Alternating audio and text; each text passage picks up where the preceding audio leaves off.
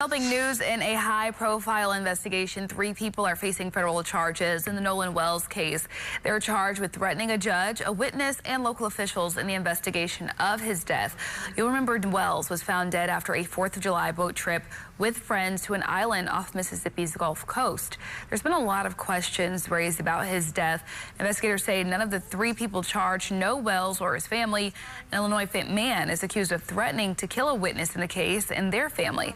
A woman in Ohio is accused of making bomb threats against 2 county offices in Mississippi, and a California man is accused of sending a Facebook threat that a bomb would be mailed to the Chancery Court judge connected to this case. So far, no arrests or suspects have been named in Wells' death. An independent autopsy lists his cause of death as undetermined. Stefano. I saw you on television. You had an interview, and I felt like you laid out a few things that I think the world needs to know and be clear about. Okay. And the first one is the relationship that you had with Nolan. Can you explain your relationship with Nolan? Yeah, I will. So his mom got on TV, as everybody has seen, and said that she didn't know me. And man, that can't be farthest from the truth. Me and Nolan, I met Nolan in 9th grade in a 2nd block class. It was math. He was one of the first guys I made friends with. It was somebody I made a connection to. Like off rip, he was an athlete. I could tell he was an athlete. When I walked into class, we sat really close to each other. And all he did, he turned around and asked me for a pencil when I first met him in 9th grade when I moved to Ocean Springs. Man, it was tough, and the relationship there has always been best friend in my eyes. I never wanted to take away how close somebody else was with Nolan, but Nolan was my best friend. That was a guy I knew I could call at any point in time. He called me at 11 o'clock on the 4th to see where I was parked at. Man, me and Nolan have countless nights of him giving me advice on my girlfriend, on my life in general. Nolan has been the only friend, and I love my friends and my best friends in this group of guys, but Nolan has been the only person that ever tell me like he's proud of what I've done. He's proud of how hard I worked. He's proud of me going overseas to go play ball. That was my guy. Like, that was my best friend. Yeah, and so how does it make you feel when the media, activists are coming out and alluding to the fact that you may have something to do with what happened to Nolan on that day? Man, that hurts. It hurts is an understatement. I beat myself up every night I lay down. I beat myself up anytime it crosses my mind. Because in my head, if I wasn't drinking, if I didn't get into that altercation, maybe I would be able to do something. Maybe I would have saw something. Maybe I would have told Nolan, hey, man, you're not going with that girl. Just come back with us. We're going back a little bit later. We can go meet up with the guys later. Maybe it just plays out different. And then the fact that they're going to play that is I'm already trying to mourn my friend's death as is, and I'm blaming myself for it. To put that in my head is a next level of hurt that can't be truly explained. Because it's hard to put into words. Generally, it's backstabbing from a sense of a community that I thought I had with my skin color, and they stay so strong together, and I'm supposed to be one of them, but I come up and I speak, and now I'm the person to blame. Now I'm not dark enough for them. I'm not black enough for them, and now I'm the issue. It doesn't make sense. In my head, it doesn't make sense. Was Nolan, I mean, obviously you were in a friend group, but the way the media makes it seem is that almost as if Nolan was the only black person in this whole friend group. Now they don't even mention you. They don't bring you up in this whole thing when it comes to what happened at Horn Island. So what's your take on Nolan being presented as like the only black kid in a group of all these white boys?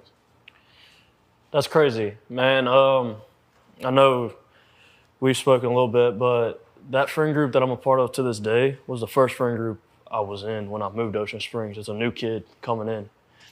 I never knew any of them.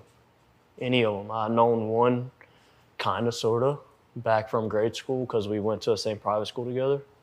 But that was it. That was it. And him being the only black person, minority, any of that manager is insane. Our friend group is diverse from the max. Like, we have a mixed guy. I mean, we had Nolan in our friend group. There's an Asian a part of our friend group. There's a Latino that they're trying to perceive as white. He's truly authentic Mexican. His parents are from Mexico. They came over legally and they did everything right, and he's been here since. It blows my mind because our friend group is not a friend group that sees race. Our friend group sees what good you do for other people, what good you bring, and how the type of person you truly are and where your morals lie. That's one thing in common. Me and my friends might not agree on everything, but our morals align. Our morals know.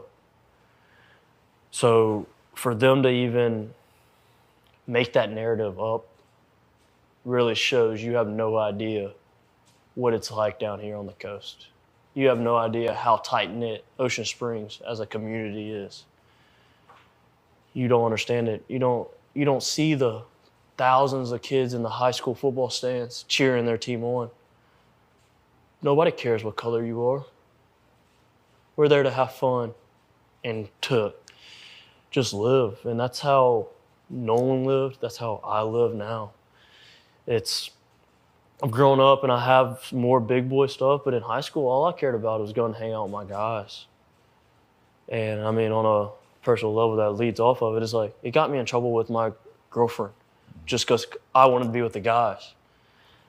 I never once thought, man, they look at me different. Man, I'm kind of an outcast to them. No.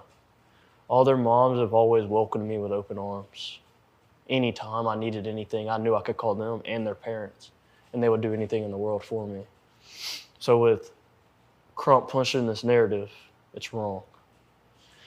Yeah, it's completely wrong, especially about our friend group. Yeah, I find it, especially after talking to you, meeting some of the guys, that it seems like there was an agenda. But can you walk us through just your perspective from that day? I don't know if did you go with them initially? Were you a part of the group that went to Horn Island? So I wasn't, clear that up. No, I was not on the boat with them. Yes, I was a part of the group that was supposed to go out. So the only reason why I did not go on the boat is I was offered, I got begged to go, but my uncle, we also took 12 people out on our boat, not including us two, so 14. And my uncle knows the passengers wouldn't have helped. Generally wouldn't have helped with anything. With that many people on a boat, you need a little bit of help. So my uncle was like, hey, can you just ride out with me and you can go do your thing throughout the day on the island? I don't care. I don't need you. I just need help to get out there and then pick everything up. Because I know all these people are going to be drunk and they're not going to want to do the extras that nobody sees about going out on the boat, right? And so I told Wyatt that, and oops, my bad. But I told him. It's good. I told him that, and I told him everything, which was go to plan. We were leaving a little bit earlier than them. I was gonna try to have a spot saved out, and Nolan calls me at 11 o'clock. I missed his phone call. Called me twice. I missed both of them. I saw Wyatt and Nolan on the boat. They pulled right in front of our boat, and they were screaming. I turned my head, and I was like, yo, there's a spot over there, where they end up anchoring out. I helped them set their stern anchor. From the time they showed up until now, going back to it, 20 minutes before they left, I was with them. That's who I was with. I spent all day with them, minus the morning time before they got out there. But from the time they got out there to the time they went back in, I was with them. Those are my friends, man. Those are my guys. Yeah, I want to get a few more details. I'm sorry about that. I know that. Yeah, go ahead. I know that you were all over the news because there was a perceived fight people. This is the thing that gets me, and I want to you clarify this. When I saw the video that they put out on the internet claiming that Nolan was saying, "Give me my effing phone back," the coach came out. Nolan's coach came out and said immediately he knew it wasn't Nolan's voice, and obviously it wasn't Nolan's voice because you were the one that was me yelling, in there yelling. You got into an altercation with somebody. What happened after that? Like, put me in your place where the fight is over, whatever happened. Nolan is somewhere, you're somewhere, you're hanging out. And when was the last time that you saw Nolan before you left Horn Island? So, after the fight, I didn't stay on Horn Island much longer. So the objective, I was really upset. So with you hearing me yelling, my uncle had told me to get on the boat and wouldn't let me back off the boat. Obviously, I was really mad and I wanted to fight, wanted to get what wasn't smart, man. Mm-hmm. And so I was on the boat, I'm yelling, and shortly after that, I left the island. I left probably 30 to 45 minutes after I got into a fight. We started to pack up and left because I was so upset. As Javon mentions, that they were ready to get me back to land because I was really mad. I was genuinely really mad. But the last time I saw Nolan, I was walking to the boat. This was before the fight. It's me and my old lady. We had just got out of a group of people. Nolan was walking towards Wyatt's boat. I was walking in the opposite direction towards my boat.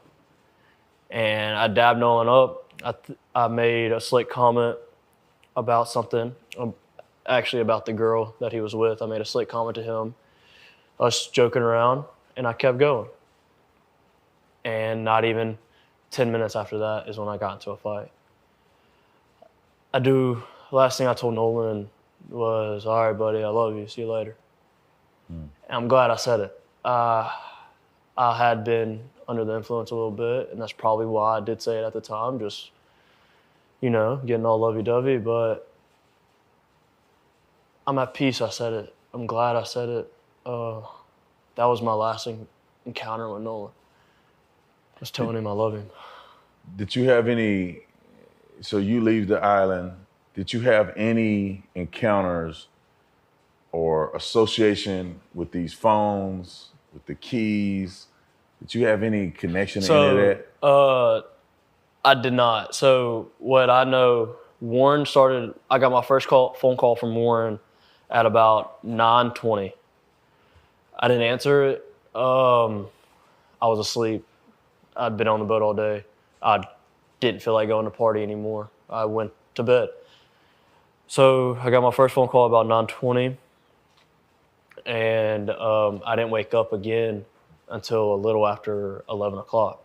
And that was to my brother coming in the room being like, "Hey, Warren's trying to get a hold of you. You need to answer the phone. They're looking for Nolan." And I'm half awake, and I pick up the phone.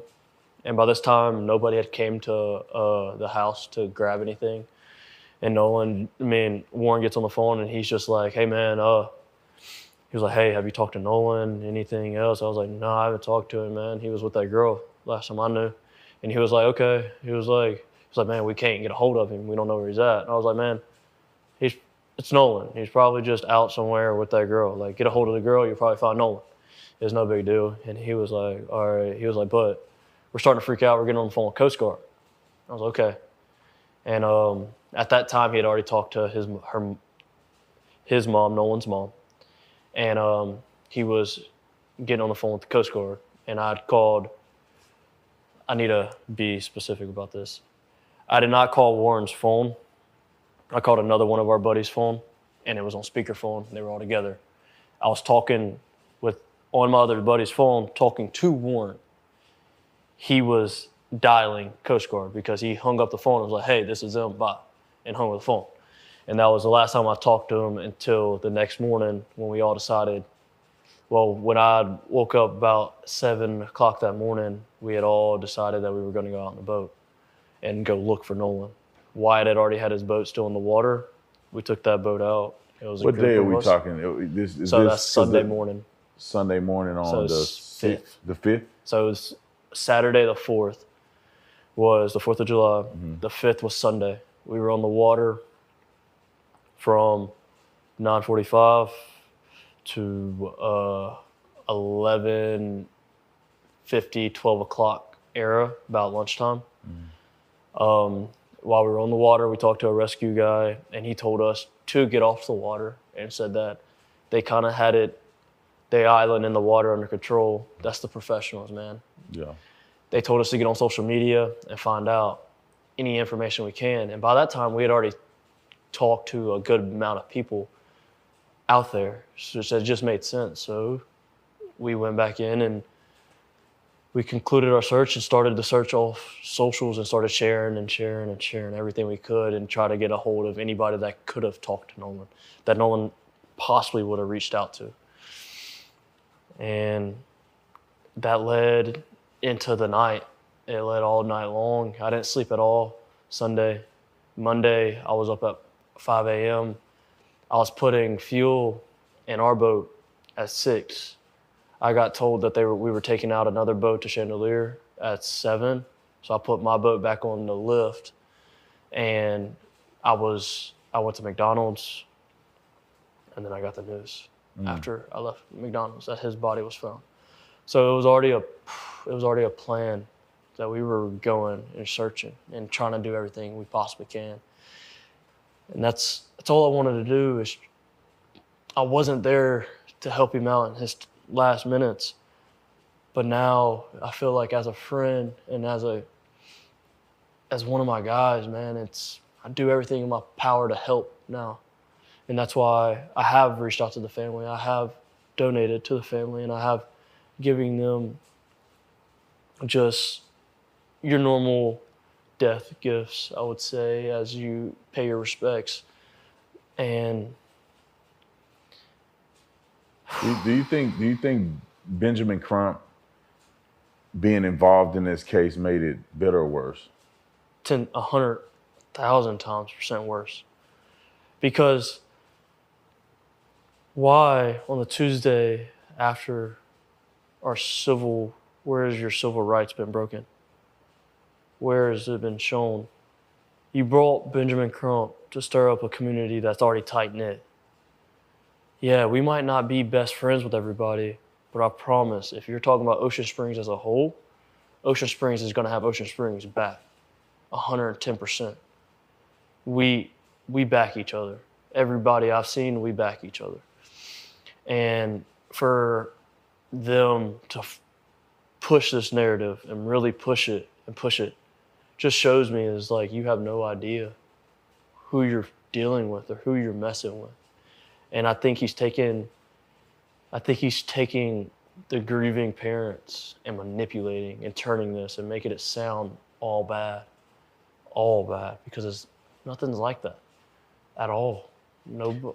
Have you gotten death threats? I have. Because I know that the other young men that I spoke to about this, especially the white young men, they're getting all kind of death threats. They're being accused of killing Nolan. Did you get the same backlash and threats that some of those guys have gotten?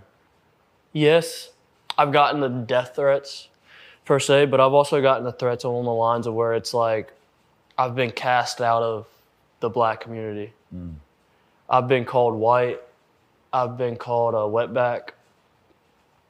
All these things. I've been sent photos of me and my grandmother, and they've been told that she's the devil. She's just looking for the time to kill you. You need to be careful and blah, blah, blah. And it's like, man, if y'all want to know the story, the only people that's showed up for me in my whole life has been my white side of my family.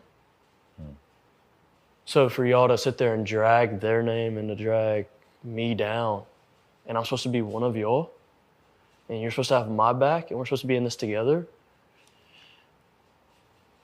and it's really eye-opening. Did it shock you that it turned this way? Meaning that, you see everything happen. Nolan was your friend. From all the young men I talked to, it seemed like Nolan was the life of the party. Everybody loved Nolan. He gets along with everybody. Everybody's cool. And everybody feels like Nolan made them feel like everybody's his best friend, right? I mean, everybody felt connected to Nolan. Were you shocked that it turned like this? I mean, where this community was tight-knit, Nolan's friend group was tight. he ends up losing his life in an unfortunate situation, which nobody knows exactly what happened. Did it shock you that it turned into some racial thing? Yes, racial, I do agree. Now, it going famous or going viral, that part didn't shock me. Thinking about it and being honest, like, that's not a surprise because everybody did love Nolan. Especially around here, everybody loved Nolan. So for people to repost that, they know Nolan. I mean, they know he did not have one hateful thing in his heart. And racism, no. That was a shock. That was a complete shock from his mom and from his stepdad. Like, that's a shock. That's an utter shock because it's like, first off, I don't know how to word this. Nolan wasn't fully black. Nolan's mixed. Nolan has a little bit of Asian in him. You don't hear that though. You don't. So to turn it as like somebody's harping down on Nolan because of the color of his skin, you don't know us. You don't know our community. It's crazy that people are just running with a lie. And it's so easy for people to believe it from the outside, looking into Mississippi's history, per se. But it's like, you're looking at history. Let's go to each state's history. I bet they're not the best with black people. Like, people change. You learn history so you don't repeat it. Nolan Wells was only 18 years old when a 4th of July celebration on Horn Island ended with questions that his family is still desperately trying to answer. A young college football player with his life ahead of him, Nolan had traveled to the Mississippi Gulf Coast with friends to enjoy the holiday. What should have been a normal summer celebration would become the final known chapter of his life. On July 4, 2026, Nolan was among a group of people gathered on Horn Island. The island was crowded with holiday visitors, boats, and people celebrating along the coast. But sometime during the day, Nolan became separated from the friends he had arrived with. While others eventually returned to the mainland, Nolan remained behind. That single detail became critical. When Nolan did not return, concern grew. A search followed, and 2 days later, his body was discovered near the northwestern end of Horn Island. Authorities investigated the circumstances surrounding his death, but a definitive explanation did not immediately emerge. An independent autopsy later commissioned by Nolan's family was unable to determine a definitive cause or manner of death. That uncertainty left investigators, his family, and the public with a difficult question. What exactly happened during Nolan's final hours? Then attention turned toward the people who had been around him that day. One name that would repeatedly appear in discussions surrounding the case was Tristan Shepherd, a friend of Nolan's who has publicly discussed what he says happened during the 4th of July gathering. Shepherd's account became particularly important because of questions surrounding a video from the day and disagreements over what the footage actually shows. Before we get deeper into those claims, remember to subscribe, like this video, and share it with others who follow developing cases like this. The goal is to separate what is known from what is merely being discussed online, because in Nolan Wells' case, the difference between a confirmed fact and an unanswered question could change everything, and Tristan Shepherd's account would soon become one of the most closely examined pieces of that puzzle. As investigators and Nolan Wells' family tried to reconstruct his final hours, attention increasingly turned toward the people who had been with him on Horn Island. One of those people was Tristan Shepherd, whose account of the 4th of July gathering would later become important because of questions surrounding a video from the boat. According to publicly reported accounts, Shepherd was with the group during the holiday gathering. At some point, an altercation occurred on a boat. The incident itself became significant because a recording from the day was circulated and discussed online, with people attempting to determine who was involved and what the voices in the recording meant. But this is where the story becomes complicated.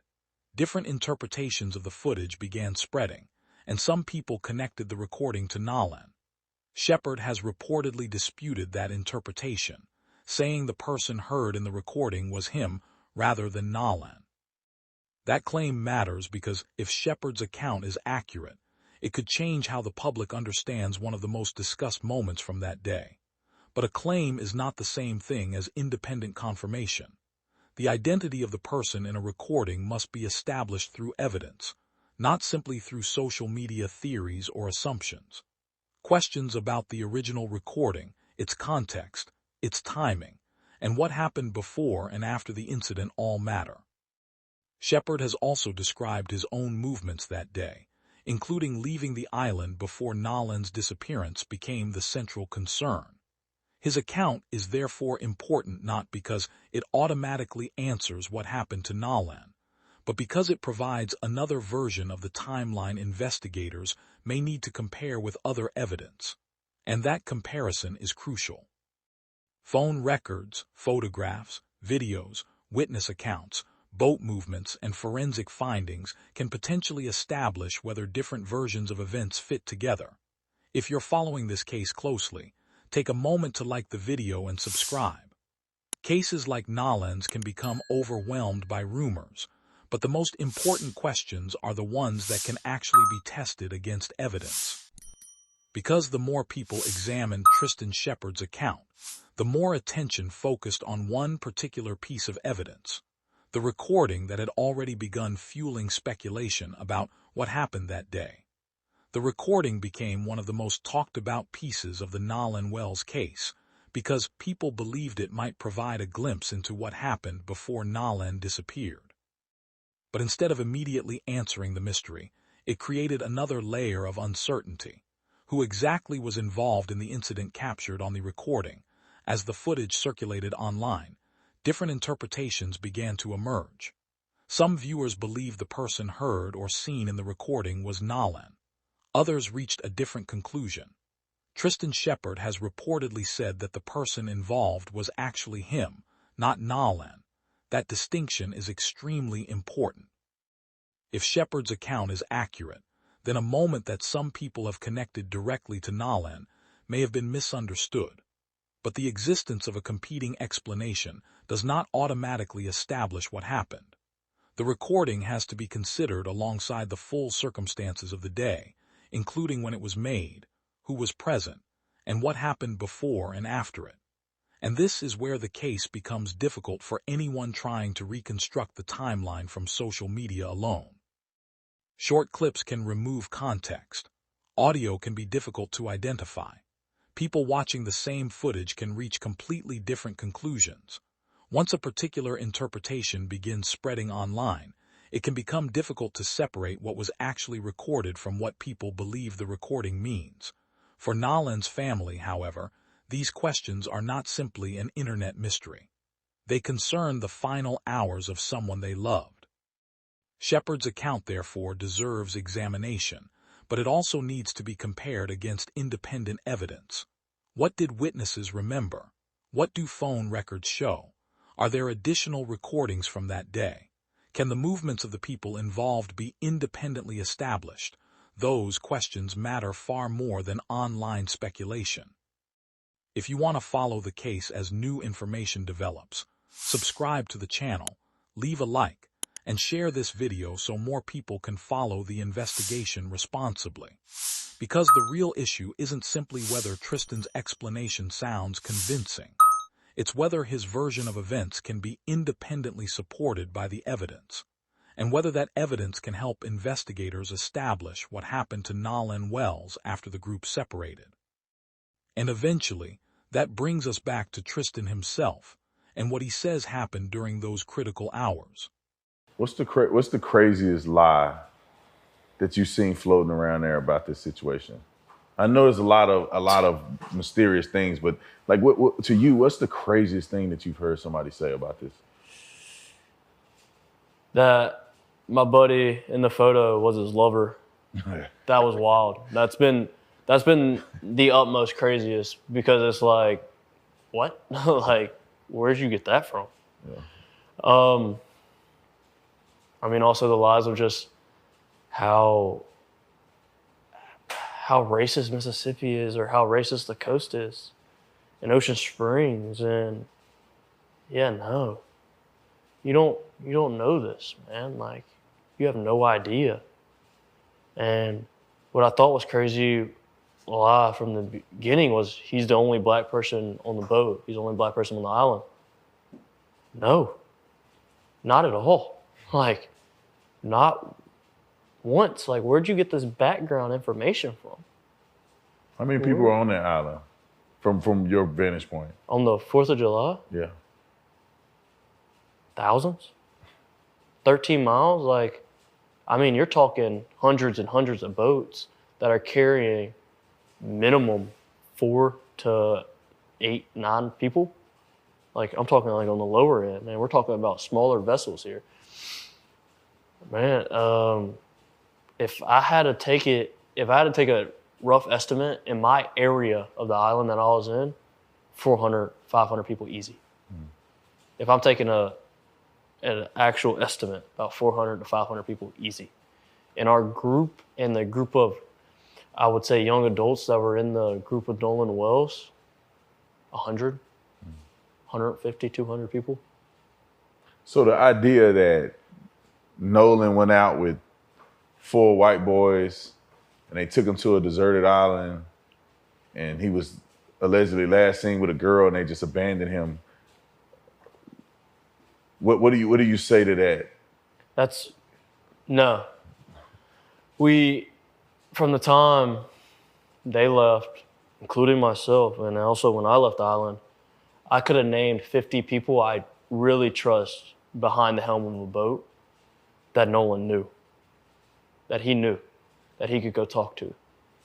Even if he was left, there was tons and tons of people out there.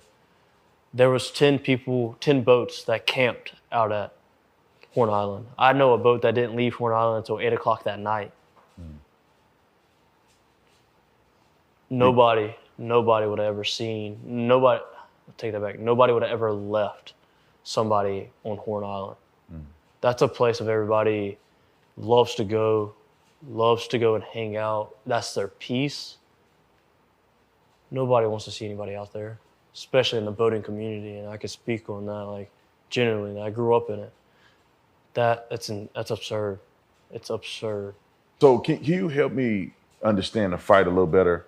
Because I interviewed Warren, who's your friend, and he had made mention that his brother was involved in the fight. So can you explain who actually started fighting, and were you fighting his brother or were you fighting somebody else? Like, how did that happen? Yeah, and I can see now, especially, it's all been blown out of proportion. But so originally, I'll go back a couple steps. Original, me and my girlfriend, I wouldn't even call it an argument. She was upset that I lost the lid to her koozie. I dropped it in the water. Generally speaking, that's how it started. And I dropped her new koozie in the water. And so she started to let me hear it and basically told me I was paying for it. And she was really upset with me and mad about it. And I needed to kind of sober up a little bit. And so we're walking back. And during that time, this guy that I'm not friends with, I know of him. I don't know him. I didn't even recognize him when I got in an original fight. He had butted himself into my conversation and basically was telling me how I needed to handle or address the situation with my girlfriend. And man, we weren't even yelling at each other. We weren't arguing. It was more along the lines of, I literally told her, I was like, man, I just want a beer. And she was like, well, go get one, blah, blah, blah. Well, when I said that, she had ducked her head underwater and he had walked up and he told me that I needed to watch how I talked to my girlfriend. And I looked at him and I told him, I was like, this has nothing to do with you. We're good. This has nothing to do with you. And he sat there and he was like, well, I'm going to tell you, I better not hear it again. And I looked at him and I was like, you need to excuse yourself from the situation. And after I came out, he swung. He threw the first punch. And we went back and forth. I remember at one point in time, I look over and I see my uncle, and my uncle's yelling at me to get in the boat, I stopped fighting. As soon as me and him made eye contact, I got in the boat, I'm sorry. And I listened to my uncle. And what was Warren's brother involvement in this? And so I was getting there. So when I'm on the boat and they're trying to cool me down, I'm trying to get back off the boat because I see the crowd forming up on the island. Well, my little brother and Carter are like really good friends, like best friends, I would say. He's over at our house all the time. Carter heard him still talking crap as he's getting out of the water, and I'm on the boat, and the situation is like done and over with, right? Well, he sees him talking crap, so Carter gets up, and more along the lines of defending me. And for what? He was like, well, if you got a problem with Tristan, we can handle it right here. So what's the racial breakup of these people that are involved? So the guy that you fought was white. I'm the only black guy involved in this whole entire thing. Yeah. And at all. Like, I mean, I don't know. Carter is white. The dude I got in a fight with is white. Mm-hmm. I was the only black guy involved with this. My girlfriend's white. My uncle's white.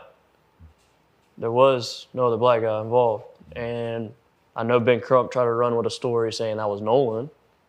Mm. Well, it was like, nice try, but there was another black guy on the island, so now your whole narrative needs to change again. Right. Like, you know what I mean? Like, but that was Carter's involvement, and that was kind of it. Like, after the fight, man, I remember getting off the boat. I got off the boat and I walked up to the island. And I was telling people, I was like, hey, like, I just need to cool off. Like, let me be. This is after everything is dispersed. There was no crowd anymore when I walked off the boat. And I was like, let me be. Well, again, my uncle yelled at me and I was like, I don't care what you're doing. Get back on the boat. We're leaving. So I got back on the boat and we left shortly after that. And well, at least I know you from the interviews that you've done. Some of the other boys haven't spoken out at all. Yeah. You've had a chance to use your voice to put the truth out there. You did an interview with, I think, ABC, and you also did an interview with the Rolling Stones. That was my first interview, yeah, with Rolling Stones. The first interview was Rolling Stones, then ABC? And then ABC, yes. Now, from what you told me before this interview is that the Rolling Stones gave you a very fair interview. It seemed like the young lady who interviewed you articulated very clearly what you told her with no fluff, no nothing added. And she cared. She really did care. And she made sure that what she was telling was the complete truth behind everything with me, with my uncle, and then also fact checking on her side as being in media. And it all aligned, man. And when they came out with that, it was really genuine. When I felt that, it brought me to tears because it was like, that's the truth. That's exactly how it needed to be worded. And I appreciated her. I appreciated her a lot. And we took her out to Horn Island this morning to do another little bit. But she's done well, and that's the truth. Her story is nothing but the truth. Now, ABC, on the other hand, did they treat you fairly, or how did that go? So, I don't want to say they treated me unfairly. The quotes that he used in the article, he did ask me for my permission on it. And I gave it to him to an extent. I changed up some stuff that he initially didn't change when he came out with it. And then the voice recording, that's really what gets me, because that's what the main people are listening to, right? They're not going in and reading in depth in the article and really seeing everything. They're just going off of, well, what's on TV, because people don't like to read these days. But how they made that and cut a lot of my voice sounded horrible. Sounded bad. I didn't like it. I didn't like that side of it, but it already aired, so what was I going to do? Really? And at one point, I could have sworn you said that you didn't feel comfortable doing the interview on camera. Yes. And did you do that because you didn't want to be visibly promoted on television, or what? How did that? So the side of that, and I didn't want to be on camera for two main reasons. I never wanted to do an interview and get famous. I never wanted any attention, per se, famous attention. I don't care about the negative side of it. I'm doing what I think is right. I never wanted any positive attention, let's say. All I wanted to be is for my guys to know that I had their back and I got Nolan's back. And I didn't want the investigation especially on social media side, I guess, and with Ben Crump and their legal team, to go down the wrong path at all. That was my sole purpose, is to tell the truth and to clear up lies. When I talked to ABC, they wanted to do an in-person interview, and I told them no. I told them no because I'm getting death threats, and I don't like them. It is what it is. I'm not putting myself out there any more than I need to. And I'm not sitting behind a camera and so for somebody to watch me talk about my best friend. And I told him, I was like, if you want to do an article, it's okay. I'll talk and you can do the article on that side of it. I never originally wanted to go on TV, period. He convinced me into only using my voice, which now I regret, and I wish I would have just sat in front of a camera so you can visibly see the cuts. But they manipulated that interview pretty well. They made it sound a lot worse. And I know for a fact, most of that interview, you can't understand me because I was in tears the entire time talking about it. When he asked me about Nolan's death, and he put it if you listen to it carefully, he cuts it and I just say die. Nobody wants to see him die. I don't talk like that, man. That's not what I said.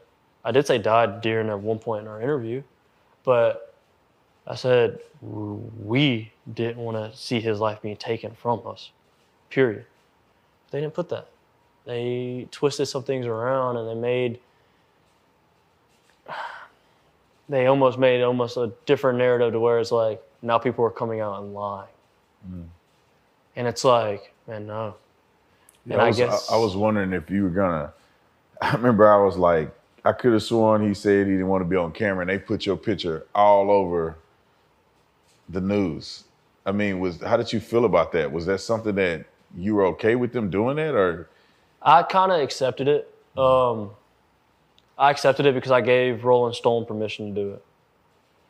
So I know that's where they probably got that original photo of me and him standing next to each other. But still, that's kind of weird that you tell them, oh, I don't want to, even if you gave you the permission of Rolling Stones, you go, I don't want to be on camera. And they put your picture up there on camera anyway. I agree. It is weird. Yeah. It's weird. It's odd, but generally speaking, man, like, I'm worried about my family's safety, but I have no regrets in what I've done and what I've said. Not one. I sleep better at night now that I've spoken up, and I felt like I've done my part of the good, and I'm willing to help any other time if anything else pops up that I can't help with. And I genuinely just want the truth to be heard about it all, and it kills me and it breaks my heart that my best friends are going through this. Like, this is at home. This isn't something I'm just watching through a screen, listening to you talk about it or listening to somebody else talk about it. I'm living this. I'm getting the calls from my buddies crying, asking me how I'm not scared out of my mind. How am I okay dealing with all this? So one thing that kind of stood out to me, there was a big contradiction on television, was you said in your interview that you were really, really good friends with Nolan, his best friend. Nolan's mother said on television that as if she don't even know you and she don't even know who you are, and you're definitely not, at least is what she alluded to, you're definitely not his best friend. So what's the truth in that, and how did that affect you? How did that make you feel? So she originally touched and she said that we weren't childhood best friends, and she's not wrong. She's not wrong. I moved to Ocean Springs in 9th grade. I met Nolan in 9th grade, as I've stated in my Rolling Stone interview. Nolan was my best friend, though. She can believe it or not, that was my best friend. No, me and her never had a sit-down, in-depth conversation like me and you're having now. It was always, hey, how are you doing? I've been to her house multiple times. I've taken Nolan to school multiple times. I've left my vehicle at her house multiple times, even including the new vehicle I just got has gotten left at her house for 2 days. And I just got it. I haven't even had it for 4 months. My vehicle before that stayed at her house for almost a week. Me and her son went on trips together. We went to Florida for spring break together. You don't know me? I'm in all these homecoming and prom photos as our whole friend group. Me and Nolan are standing next to each other. You don't know me. Nolan's last name is Wells. My last name at one point in time was Walker. We were by each other in the alphabet when we graduated. Man, that's mind-boggling. It's insane. Me and Nolan have multiple classes together. Me and Nolan has always stayed tight. Nolan has always known that he could call me whatever. And like I've mentioned, like I got a new phone number 2 months ago. Nolan was the only friend that had my phone number out of the friend group, and I still call them my best friends. But we communicate on other social medias. But it's like Nolan called me on the day to meet up with me on the 4th out there. But we weren't good friends. We weren't close friends. And when I say best friend, man, I don't want to take away anybody how close they were to Nolan. But when I think of a best friend, I think of Nolan. Somebody I can call, somebody that I've stayed up and I've cried to. That was one of my best friends, genuinely speaking. She might not think it. That's okay. Me and Nolan knows where we stand with each other. And period. And Nolan knows that. Yeah, I appreciate you sharing that. You know, with interviewing with me, right? You know, we came out here to Mississippi. We just wanted to give the boys a voice, give you guys a voice. And out of, I'd say, all the other outlets that you could have spoken to, why do you feel that you wanted to talk to me tonight? Honestly, I'm a big fan. I know when I look at news articles, big news articles, obviously, and then I know you talk on them, I make sure I go I watch the full thread of videos. I think our morals align alike. And when we spoke off camera, like, it didn't seem like you were out here like another news reporter that just wanted the next big story. Like you just said, it's like you genuinely wanted us to have a platform to be able to speak and to be able to tell the truth.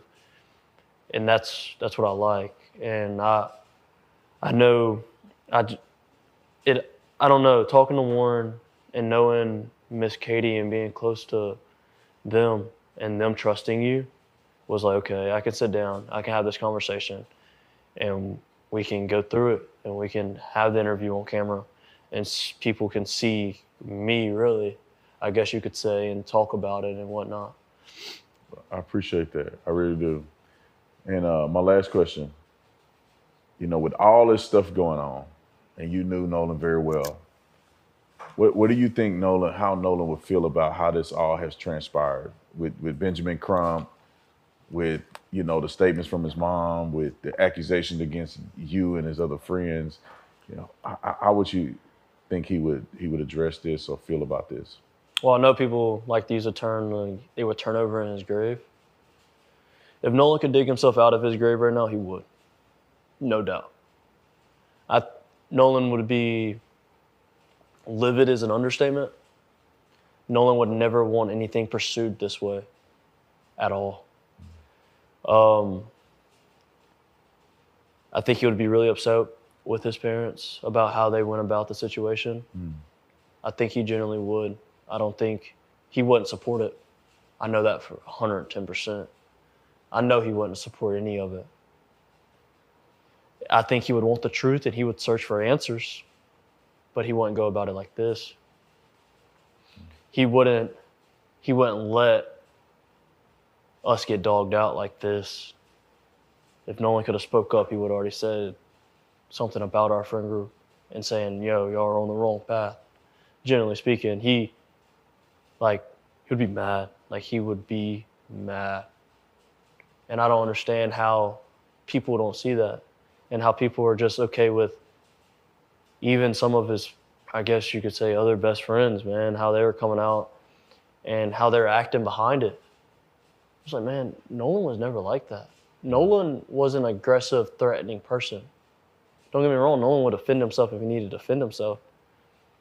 Nolan was loving and kind. Nolan was the furthest thing from a fight. Like, furthest thing from a fight. And I remember personally, I was in a heated argument and Nolan comes up, crack a joke, and I'm like, bro, it's not even worth it. Like, come on. And it's like, that just shows his character wouldn't be like this. I know he wouldn't want people chanting at his funeral. I know that for a fact. I know nobody would want me or the rest of our friends to get dragged through like this. I know he would want all of us to feel comfortable going to that funeral, and all of us didn't because we're scared. And that says a lot. That says a lot. We're scared to go in our own town to who we called our best friend. We're all over his socials, man. Like, I don't know how you're discrediting and thinking that we could have hurt him. We could have known somebody that hurt him.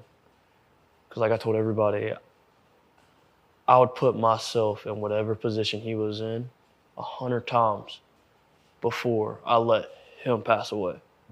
And I mean that. I genuinely mean that. That dude, he was so loving and so kind. It was just wild. It's crazy. It's wild and it's heartbreaking. Yeah. Well, I appreciate you having the courage, man, to come down here and talk to us, give us, your point of view. And I say this, like I said to Warren, man, my whole objective is that, man, I was watching an injustice happen before my eyes. And an injustice meaning that the other side wasn't presented. And people that don't live here came into this town and shook it up, brought racism in it. And based on everybody's statement that I hear about Nolan, is that they didn't represent what he stood for. No. And they bastardized his character, in my opinion, this is my opinion, to make money and build a GoFundMe instead of trying to actually get to the bottom of what happened to him. In none of this have I seen any of the activists pursue what actually happened. Somebody could have seen something, and instead they're going after dead ends simply because of race, simply because of convenience, instead of pursuing any other lead or any other notion of somebody knowing what happened to Nolan. So I thank you for coming out here, man. It took a lot of courage, putting your face out there, putting your name out there, putting the statements out there. Some people are going to be mad at you. But I'll tell you, like I told Warren and all the other boys, is that I got your back, man. You tell them the truth. I appreciate that. You being a good man, doing what's right. I got your back, man. And I appreciate you, man. I appreciate it, man.